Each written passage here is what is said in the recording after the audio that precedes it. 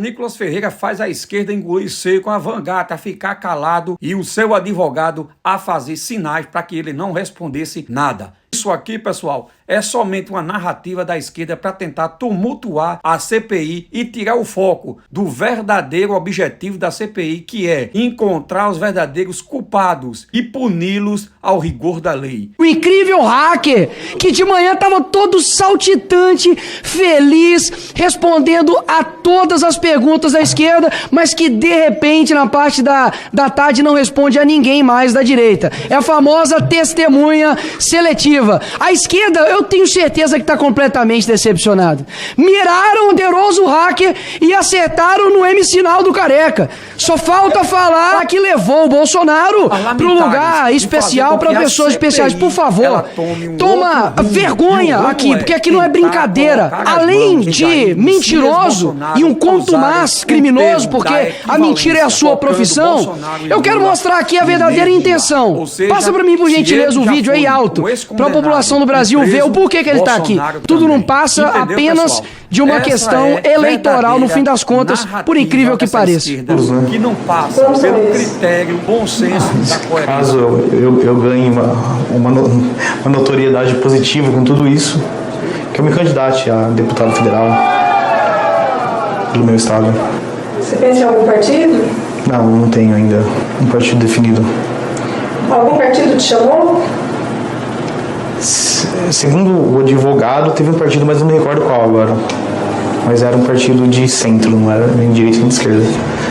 Mas atualmente, não sei no futuro, se eu fosse me candidatar hoje, seria com o partido de esquerda. Então que o senhor advogado, faz uma defesa em prol, ali, uma propaganda de um livro do Lula, em que inclusive isso seria destinado para o senhor vota e faz campanha para o Lula, o senhor conversa com a Manuela Dávila, do Partido Comunista do Brasil, o Glenn Greenwald, que inclusive é uma pessoa de esquerda, diz que o seu discurso não é confiável, ou seja, nem a esquerda mesmo acredita em você. Você tem uma condenação com 44 vítimas por estelionato. E agora, meus senhores, agora, a notícia é quente aqui. Após Polícia Federal avaliar contradições, o hacker Delgatti vai prestar novo depoimento. Sabe, amanhã, se prepara, sabe por quê? Porque o senhor vai ter que prestar contas às mentiras teatrais, inclusive com o conluio de deputados da esquerda com o seu falso testemunho. Ninguém aqui é otário para poder, na hora que uma pessoa de esquerda pergunta para o senhor responde, fala, é bem intencionado. Mas quando alguém de direita pergunta o senhor permanece calado. Que tipo de pessoa que você é? Quem acha que o senhor vai enganar? A esquerda toda quase que ovulando. Acabamos com o presidente Bolsonaro, acabou nada. Só mostrou mais uma face de uma pessoa que está a serviço da esquerda. E agora eu te pergunto, né? Que provavelmente o senhor vai ficar em silêncio. Vamos ver se o senhor vai ter coragem de me responder. Quando o senhor disse que foi contratado, né, para poder pegar uma urna e conseguir ali hackear e mostrar a fragilidade das urnas. Afinal de contas, o senhor foi contratado para isso ou para poder invadir o sistema do TSE? O que realmente o senhor foi contratado? Ficarei em silêncio. Muito conveniente o seu silêncio, né? Você disse que é impossível, de fora para dentro, você ter hackear esse sistema. E você diz que somente uma pessoa, na época, que é o Giuseppe Dutra, nas suas palavras, tem o poder de decidir o resultado de uma eleição. Ele vota por 200 milhões de habitantes, caso ele tenha essa má intenção. Aí eu te pergunto, o senhor acredita que Giuseppe, que nas palavras do senhor tinha o poder de mudar toda uma eleição, e foi demitido somente em 2021... O senhor acha que nas eleições passadas, se ele tivesse essa má intenção, as eleições passadas que ocorreram aqui no Brasil podem ter sido fraudadas? Ficarei em silêncio. O senhor disse que a única saída seria a urna imprimir o voto. O senhor confirma essa fala que o senhor mesmo disse? Ficarei em silêncio. Entendi. O senhor fica em silêncio até mesmo das próprias palavras que o senhor disse, né? Ficarei em silêncio. Que conveniente. Não precisa, se o senhor ficar em silêncio, pode ficar em silêncio. Quero ouvir sua voz, pode ficar em silêncio. Vai ficar falando que vai ficar em silêncio? Tem bobo aqui não. A ação de fazer um código-fonte na urna e demonstrar a sua fragilidade não ocorreu. Por que não ocorreu? O senhor vai ficar em silêncio. Por que não respondeu aqui para os deputados aqui de esquerda se a urna de fato era inviolável ou não? Porque uma deputada de esquerda lhe perguntou o seguinte: olha, o senhor me parece uma pessoa incrível, mas não tão incrível, porque o senhor conseguiu hackear o CNJ, mas não conseguiu hackear o TSE. E nisso o senhor ficou em silêncio. Então, o senhor conseguiria hackear o TSE?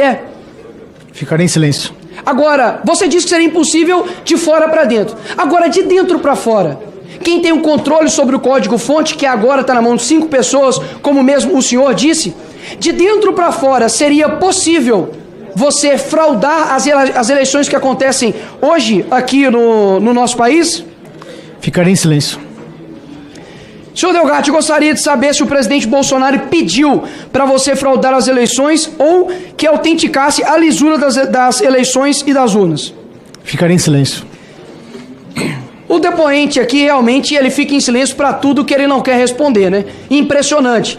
Silêncio seletivo. O senhor disse que a Zambelli encontrou com você, tirou um celular de uma caixa, pegou de um chip novo, virgem, e ligou para o Bolsonaro, e foi uma acusação gravíssima que o senhor fez, e o senhor vai ter que provar. Caso contrário, a cadeia que o senhor vai estar, o senhor vai ter que acostumar com ela. Porque o senhor fez uma acusação gravíssima contra o ex-presidente da República, de que ele pediu para você para poder assumir o grampo de um ministro do Supremo Tribunal Federal, que é o senhor Alexandre de Moraes. O senhor tem alguma prova sobre isso, senhor Delgatti? Ficarei em silêncio. Deve estar no tablet da Nájila, né?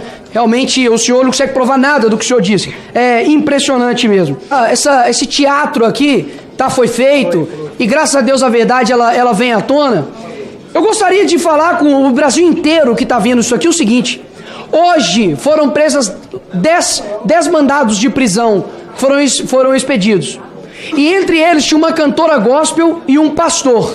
Que os crimes, segundo a mídia deixou ali bem claro, que os crimes foi filmar os atos do dia 8 e posts contra o Lula, perdão.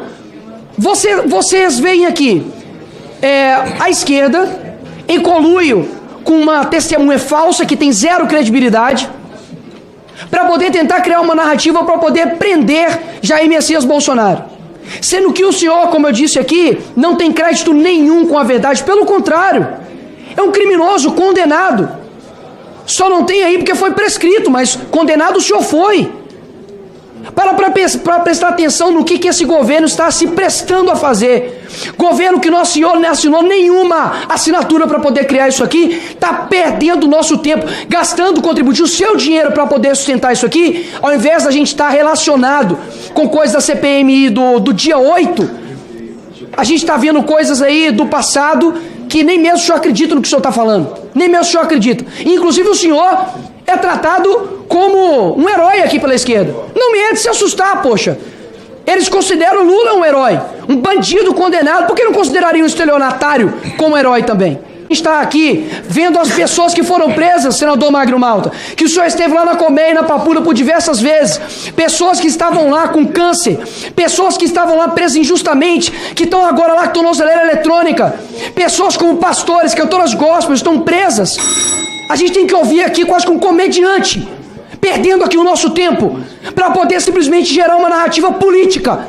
Isso é vergonhoso para esse parlamento. Vergonhoso que esse governo fez aqui para poder escrever uma historinha sem lé com cré. A grande questão é que a justiça tem pressa, enquanto tem pessoas precisando realmente da CPMI para poder esclarecer a verdade.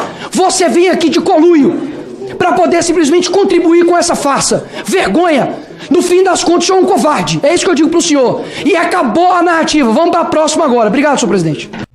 Perceba que Van Gatten não consegue responder nada. Não porque ele não queira, por orientação do advogado e também, sem sombra de dúvida, essa esquerda, a relatora, que o Van Gatten não responda. Porque a vontade dele é soltar. Como ele é um mentiroso quanto mais, ia perder-se nas histórias. Ele não ia continuar produzindo mentiras, porque a mentira faz com que a pessoa não conte ela detalhadamente várias vezes. Acaba esquecendo. A verdade não. A mente consegue gravar, porque a verdade fica lá armazenada. Mas esse mentiroso quanto mais, esse criminoso quanto mais, ele veio só com um objetivo: tentar tirar o foco da CPI. Mas não vai conseguir. Essa narrativa não se sustenta por uma causa, porque os atos do dia 8 e as imagens ainda estão ocultas. Só mesmo pessoas mal intencionadas podem acreditar nessa narrativa. Imagine você, uma pessoa feito a deputada Carla Zambelli está no interior de São Paulo, num hotel. De repente aparece esse Vangate do nada, surge do nada, se apresenta como um hacker, o hacker da Lava Jato, e depois induz ela a ligar para Bolsonaro, segundo ele. Ela usa um chip virgem, veja que mentira, ela já tinha um chip virgem no bolso dela. Botou num aparelho de telefone, ligou para Bolsonaro, Bolsonaro atendeu um número desconhecido, outra narrativa. E depois de falar ali alguns minutos, foi ao tão esperado encontro. E de lá, Bolsonaro usou a expressão: olhe, Moraes está grampeado, mas eu quero que você assuma esse grampo. E se você for preso, não se preocupe, eu vou te dar um indulto presidencial. Lembrando que o indulto presidencial foi derrubado. Bolsonaro fez um para Daniel Silveira e o STF derrubou. Ou seja, outra mentira. Isso tudo, pessoal, é uma narrativa somente para tentar embaraçar a CPI. Mas a verdade está aparecendo. A verdade é libertadora.